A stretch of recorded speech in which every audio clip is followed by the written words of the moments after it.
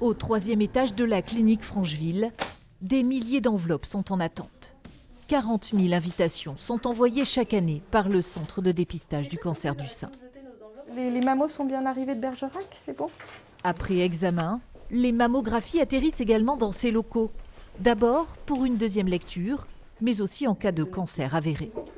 On s'assure qu'il n'y a pas de trou dans la raquette, c'est-à-dire qu'il n'y a aucun patient qui aurait un test anormal et qui resterait sans être pris en charge dans le parcours de soins. Un travail de fourmi pour ne laisser de côté aucune femme âgée de 50 à 74 ans. Malgré cela, elle ne serait qu'une sur deux à se faire dépister en Dordogne, le taux le plus faible de la Nouvelle-Aquitaine. On est un département extrêmement précaire et sous-doté en radiologues. Surtout, on a beaucoup de femmes qui nous disent « j'ai pas de symptômes, ça sert à rien ». Justement, on n'a pas de symptômes, on palpe rien. Et c'est important parce que c'est à ce moment-là qu'on peut prendre le cancer très très tôt et en guérir. Pour lever quelques réticences, un radiologue a accepté de nous montrer les étapes d'une mammographie.